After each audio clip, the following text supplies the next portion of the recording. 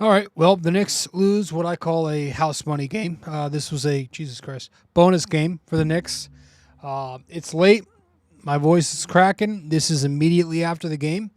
We usually wait till the next night, but I feel like the last game of a 4-game, 5-day, 6-day West Coast trip. Might as well just get this one out of the way. Going to be a shorter episode, but we'll get through it, talk about what we need to, and that'll be that. Knicks Nuggets here in episode 648 of the podcast. I'm your host, RJ. Let's get into it. Welcome to the podcast. I'm your host, RJ Carbone. You are listening to BD4, where there's no better way to get your Yankees and Knicks analysis. We also do MMA. Yanks every series, Knicks every game, MMA on occasion. Let's get to it. Anthony for three. That one goes down, and the game is tied. I'd like to take this chance to apologize to absolutely nobody. The Yankees are champions of baseball. Shaking and baking right here on the neophyte. Trying to close the show. She was doing a great job of feeding. That is over.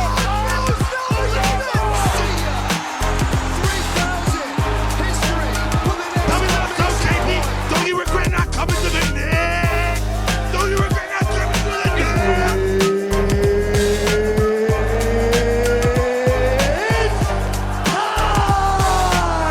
Game over. World Series over. Yankees win. All right. Yankees win. All right. Knicks Nuggets, episode 648 of the podcast. Welcome to the show. Welcome to the podcast. I'm your host, RJ Carbone. Again, you're listening to episode 648 of BD4, where there's no better way to get your Yankees and Knicks analysis. We also do MMA. Yanks every series, Knicks every game, MMA on occasion. We will be getting to the Yankees very soon. Opening day next week. I'm excited. Cautious, afraid, scared, a little concerned, but excited.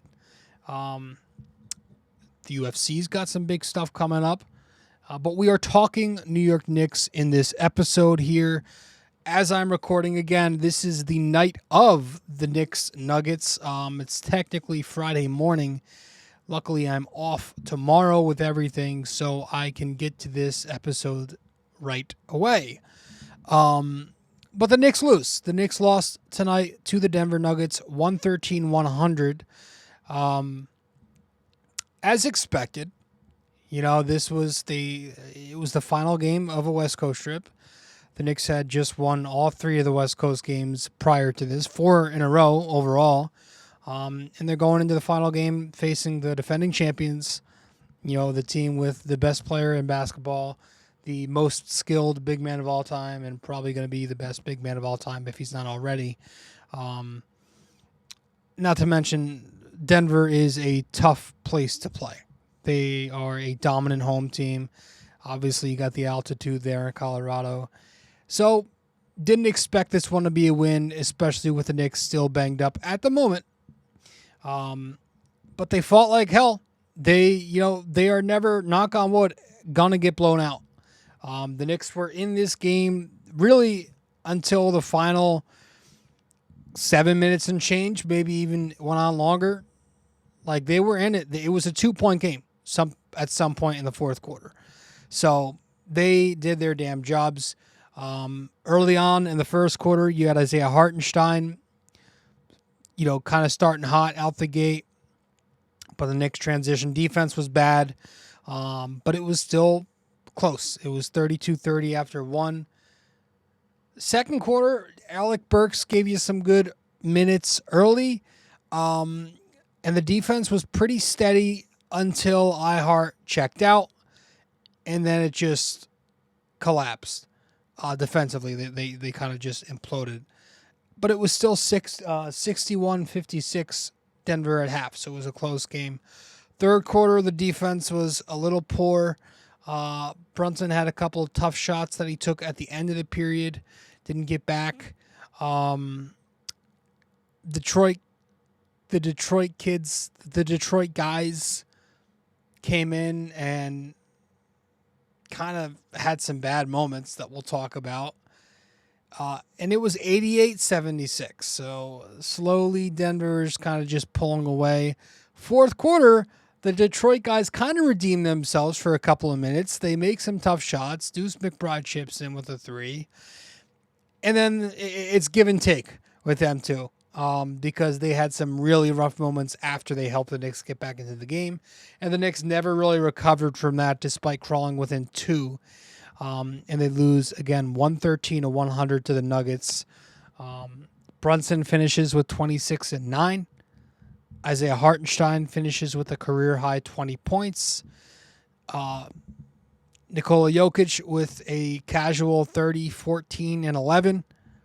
And Michael Porter Jr. actually led the Nuggets with 31 points.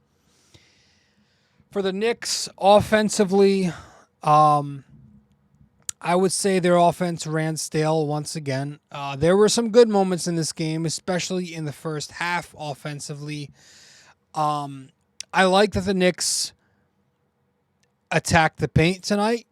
That was their purpose, at least. They found the middle because, Jokic is as wonderful as he is at everything else.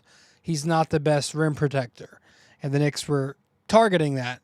And iHart had some nice low post finishes. Brunson was getting down into the paint. The Knicks did a nice job passing in this game. I noticed that. I noticed that Denver was conceding behind by helping high with Jokic. They were kind of conceding the pocket, and Brunson would hit Isaiah Hartenstein and fellow Knicks with pocket passes. Gut Chicago actions, floppy actions coming up from the basket. I'll tell you, man, Jalen Brunson and Isaiah Hartenstein have this chemistry. Again, we'll talk about it later when we talk about the injuries and Mitch coming back. They have a great chemistry. They were running two-man actions all night, as they've been doing this entire time during this stretch of injuries. But he works so good off ball. Isaiah Hartenstein makes such excellent reads, doesn't miss cutters. They worked very well together. That was probably the bright spot of an offense that didn't produce much tonight. I actually thought, the Knicks could have exploited the Michael Porter Jr. switch more with Brunson. I feel like he could have found that mismatch more than he did. But I don't know. It's kind of easy to sit here and say. Denver played good defense. They played very disciplined defense. They were doing a nice job defending the Knicks' off-ball actions, and they were even in a zone at points in this game. Knicks had some issues with that. And then, just simple shit like the role players didn't really show up tonight. Josh Hart was very useless tonight. You can maybe survive poor shooting nights from Josh Hart when he's doing all of the other intangible things. He wasn't doing the intangible things tonight, and obviously a big part of that is the size difference. When he's going up against size, it's more difficult for Josh Hart to grab rebounds and jump on loose balls because of the strength and the size difference. But he didn't have that, and then on top of that, when the offense settled into the half court, he continues to just miss every three-pointer known to man. He is on a and he was on a good stretch for a little while after the break, but he's just not a good shooter, and I'm sure part of that is because he's fatigued. The guy's playing 40-plus minutes a night, but he continues to miss threes, and I mean miss threes. He's not made a three in his last 4 games. He's 0 for 12. And you stretch that back to his last 6 games, he's shooting 8%, 2 for 25. He's getting open looks. Sometimes he's hesitant. Sometimes he's not, and he shoots it when he's open, and it just does not fall. You can try your best to put Josh Hart in the weak side corner to create some spacing for Brunson actions, and it's the easy shot to shoot the corner three. It's just not falling for him. I just spit. So he was bad tonight. Dante DiVincenzo didn't have a great night. I thought his shooting was off. Not the greatest decision making from him tonight. Deuce McBride made some nice shots, but he was 1 for 5 from 3. And you didn't get much help from the Detroit guys. Low IQ decision making from them. Listen, Burks scored 18 points.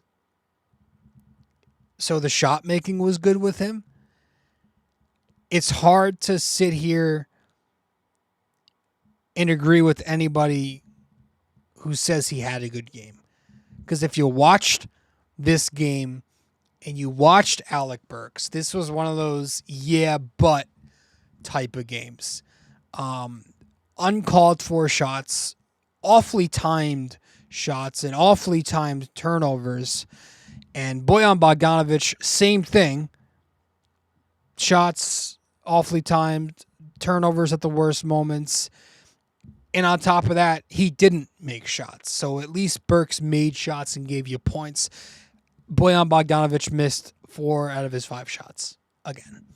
I don't know what the fuck happened to that guy, but his entire career, he's been this high percentage shooter. He comes to the Knicks, and I don't think I remember, outside of maybe one game, him knocking down 2 3-pointers in a row.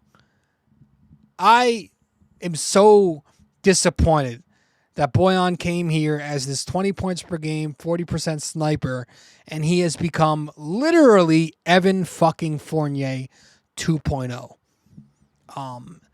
But it's the stupid decisions. These guys continue to make these stupid errors. I mean, late in the third quarter, you had a really rough sequence where Bojan Bogdanovic makes a terrible pass trying to get it to Burks in the opposite corner. Turns it over.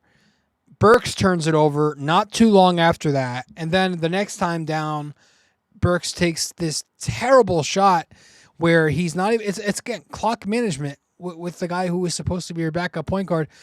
Takes a really bad shot, and because of this, takes away an opportunity for 2 for 1 at the end of the period. Fourth quarter comes. Early on, Alec Burks takes a mid-range jumper, and he bricks so hard it hits the side of the backboard. Then you get the Knicks. They go on this run. You get some production from these guys, but then immediately halting any type of momentum and stopping this run is Bojan Bogdanovic, when he literally, right in front of him is Jokic, and he throws the ball right into Jokic's knees. So he turns it over there.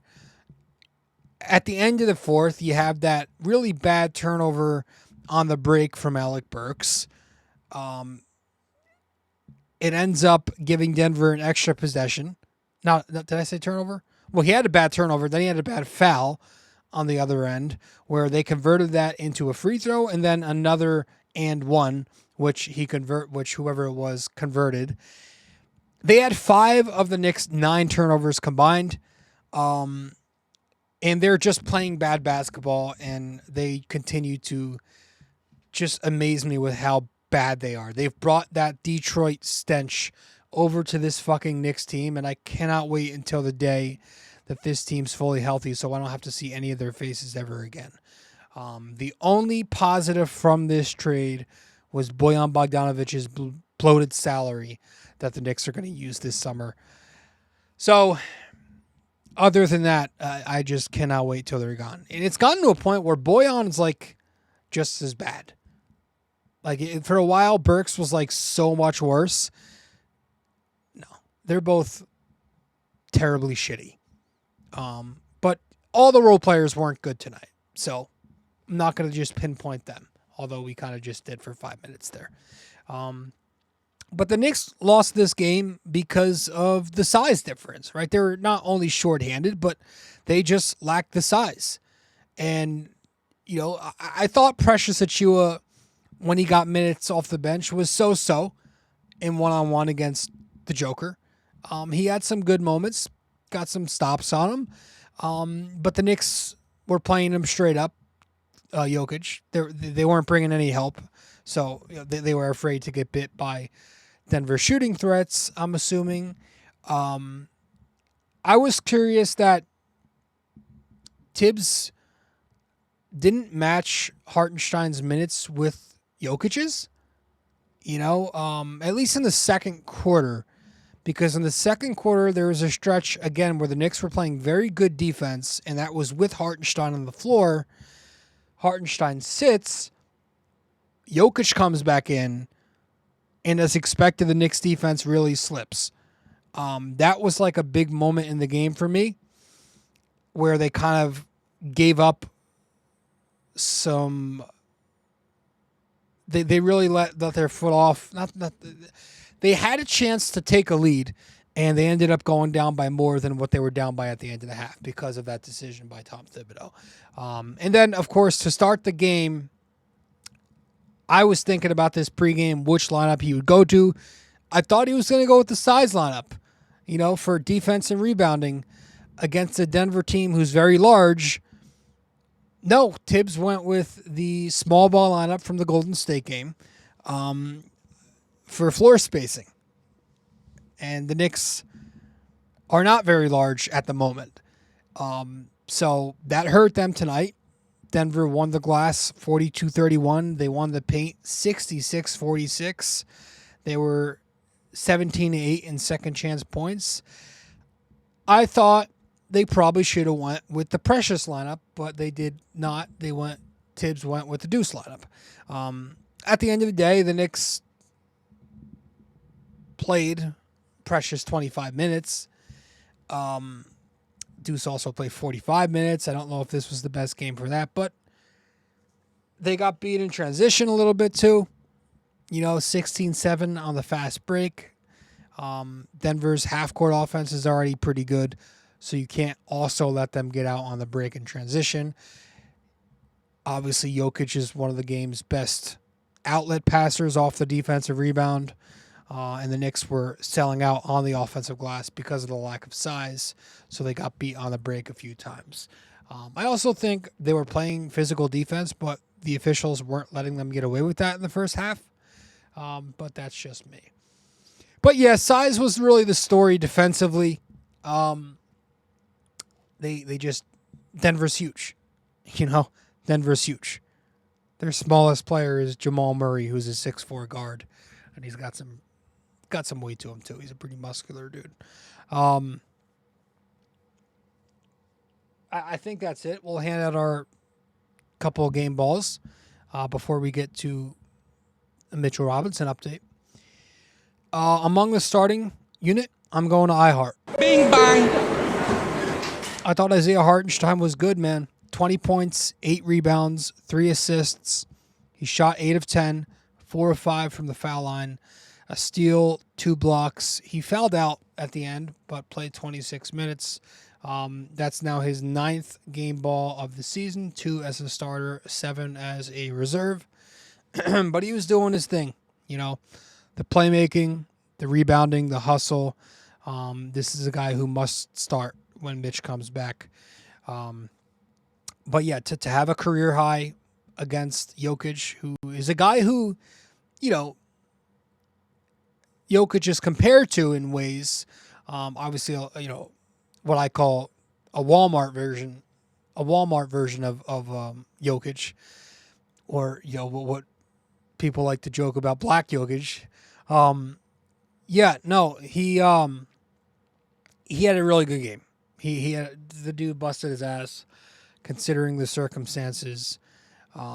Isaiah Hartenstein played great, and I thought he deserved to get the game ball among the starting unit. Brunson had a good game, but it wasn't like his best game. It was a good game. I thought Isaiah Hartenstein played the best. So 9 game balls on the season now for iHart. Let's go to the bench. Precious Achiuwa, 9 points, 5 rebounds, 3 assists, couple of blocks, 4 of 5 shooting, knocked down his only 3, and was a -2 in the box score, which not bad for the night, and 25 minutes played. He now has 8 game balls on the year, 2 as a starter, 6 as a reserve. But like I said, I thought he held his own against Jokic. Tough first half.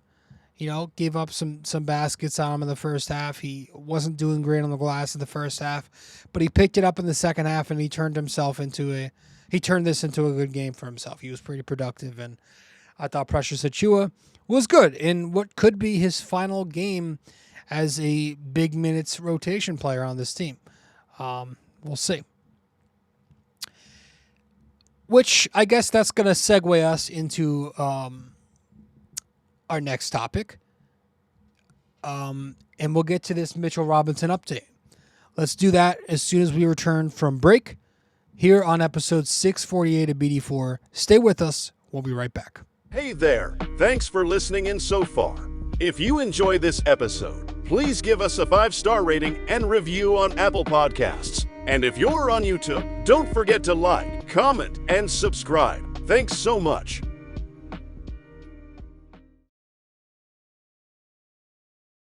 You can follow us on social media as well. On Instagram, we're at BD4Pod and at Rob J. Carbone. On X, we're at BD4Pod and at RJCBD4. And on Facebook, we're BD4.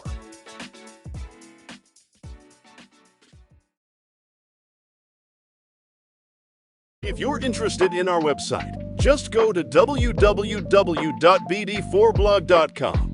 You can subscribe to our blog on there right on the front page. Just like on the podcast, we cover Yankees, Knicks, and MMA. Also on our website are the links to the different platforms for the podcast. Thanks so much.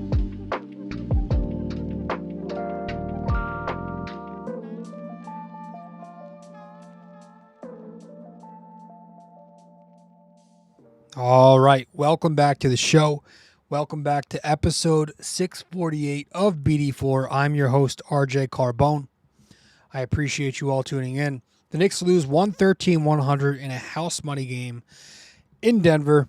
But on a bright note, we got some good news yesterday. And that is yesterday as in, well, I guess it's 2 days ago at this point. But on Wednesday, we got good news about Mitchell Robinson. Tibbs said he has been practicing again, and he's taking contact, full practice. And Brian Windhorst on Twitter said that he's expected to be back before April. So I'm expecting him to be back sometime. Well, yeah, I guess that's before April. I was going to say sometime between the next 4 games. Fred Katz then had a tweet that said it's most likely that Mitchell Robinson will most likely be coming off the bench when he returns. I think most of us expected that already. I'm curious to see what the minutes limit's going to look like. They've already said there's going to be one, and of course there should be. At the same time, you just dropped to the number 5 seed. You're not too far from falling to 6 with Indiana right there on your tail. And you can never count out Miami, who's 7. So I do hope there's some kind of urgency to get him acclimated. I don't even think I said it right. I don't even think that's a word. To get him in rhythm. And, I don't want them to slow walk him too much. And how many games is it going to take, though, to get Mitch into rhythm, really? Because they just finished their 69th tonight. So they have 13 games remaining. If he's back Saturday, let's just say he's back Saturday, the next game against the Nets, that's 12 games. Is that enough to get his feet wet?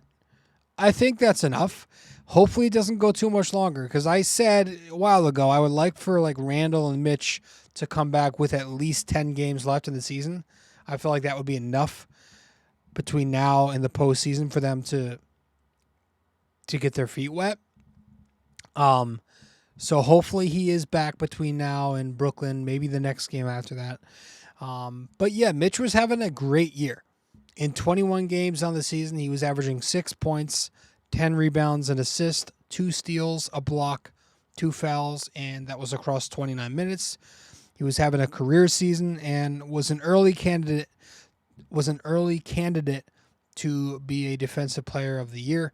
And it's going to be great to have him back. First and foremost, just somebody who can obviously relieve iHart of some pressure. iHart's obviously been dealing with that Achilles. So to get Mitch back, somebody who can help him, get some rest minutes, and he doesn't have to do as much work in that usage as he's been doing.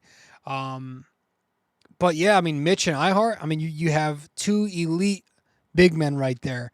48 minutes of solid center play, and you're getting Mitch and his athleticism, his strength, the defense, obviously, the rim protection, the pick and roll coverage, obviously the offensive rebounding. His pick and roll game offensively. He's going to bring a lot to this team.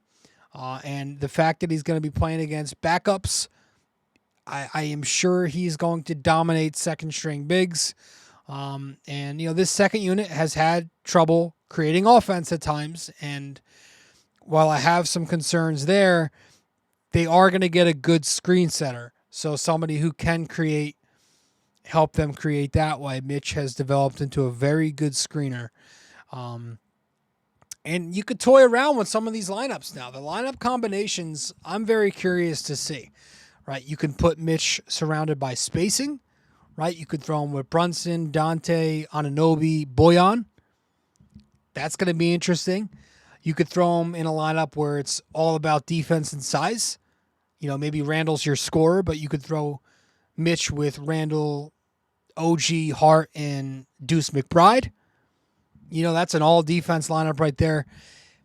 You can hide minus defenders like Randall and Bojan easier when you're playing lineups like that.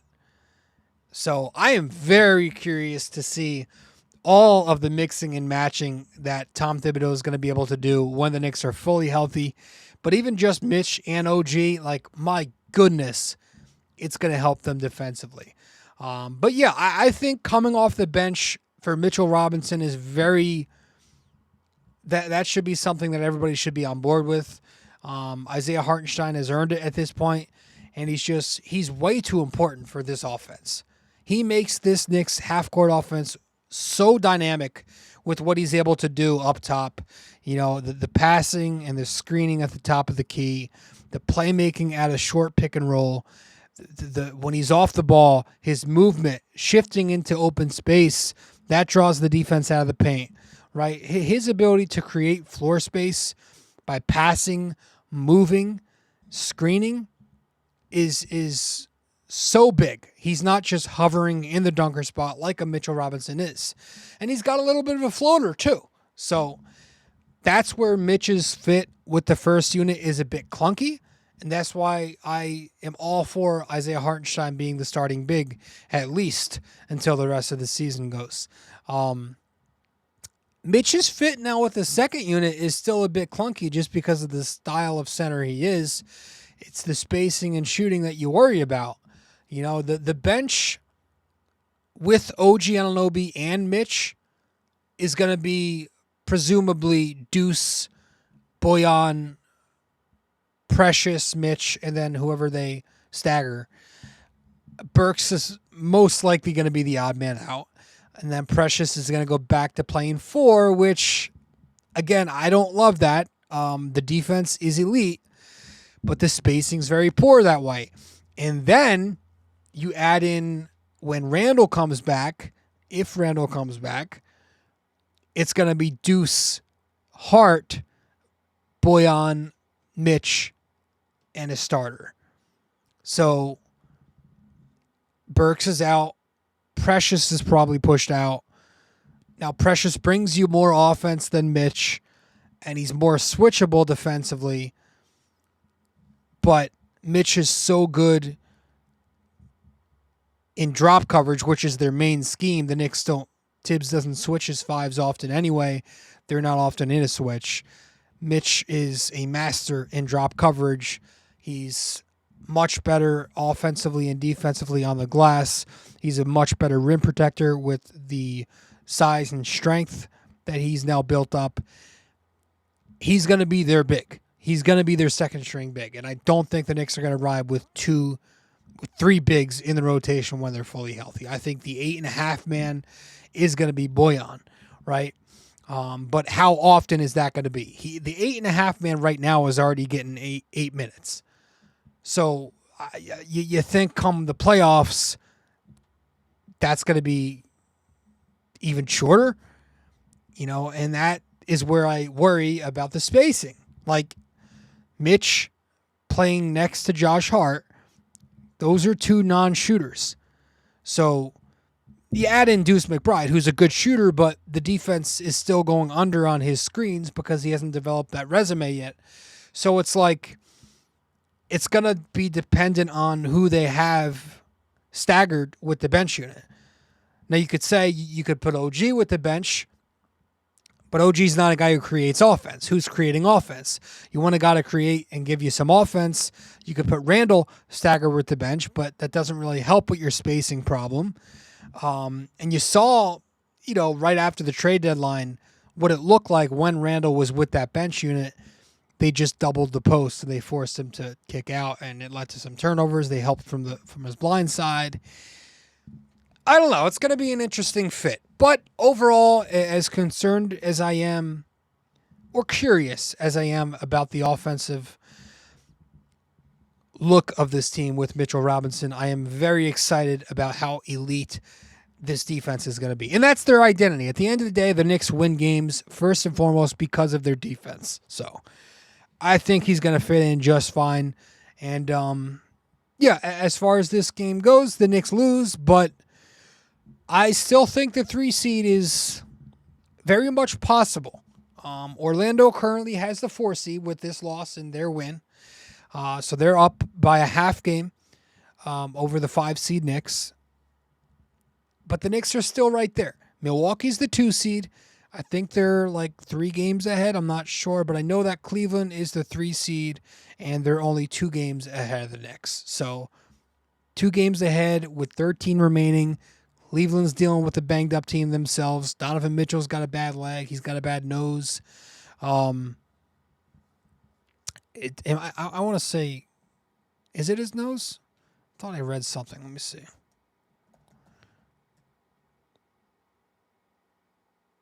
Yeah, he's got a bad nasal fracture. Okay.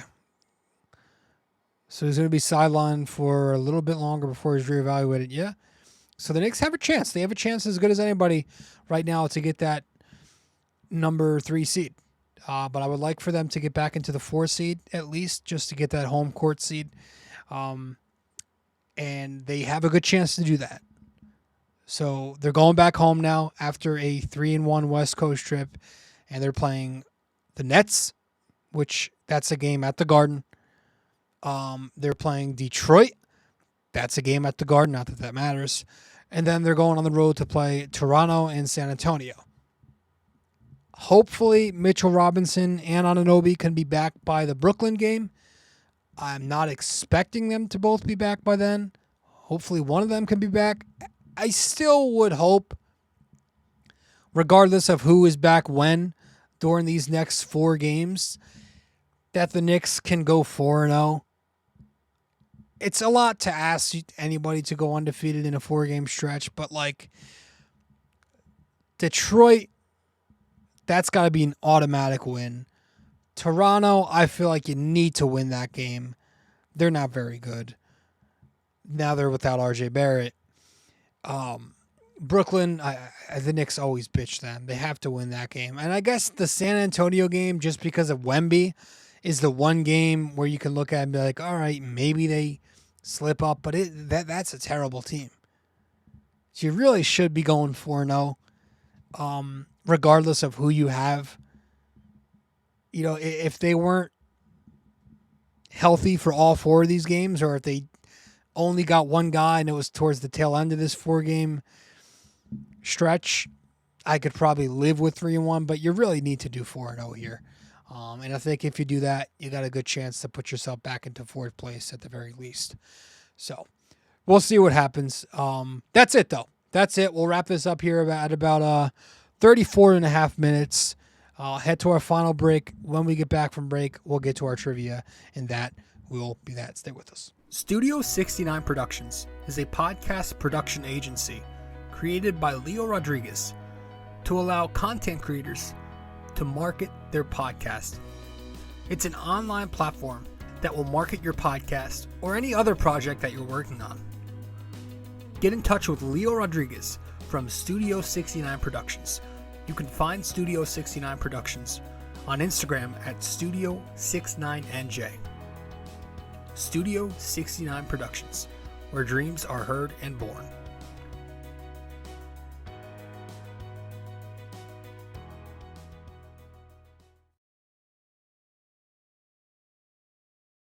Thanks for listening to BD4, where there is no better way to get your Yankees and Knicks analysis. We also do MMA, Yanks every series, Knicks every game, and MMA on occasion.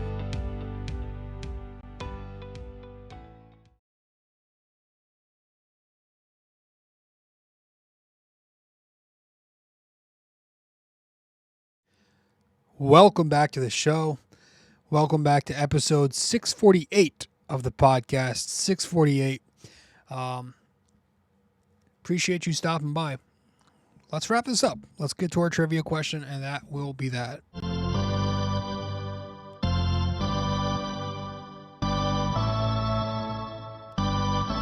All right. So in this episode, our trivia question of the day is: in January of 2012, the Knicks and Nuggets played a double overtime game with the final score being 119-114.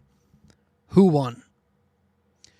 All right. In January of 2012, the Knicks and Nuggets played a double overtime game with the final score being 119-114. Who won the game? Let me know the answer wherever you can reach me. If you get the answer correct, I'll give you a shout out in the next episode. I think I remember that game too. Folks, I appreciate you stopping by. Thanks for listening. Thank you for watching if you're over on YouTube. Don't forget to give us a 5-star rating and review if you are listening on Apple Podcasts. Share this with your friends on social. But that's it for this episode. Thank you all, and I'll see you in the next show. This episode was brought to you by Anchor.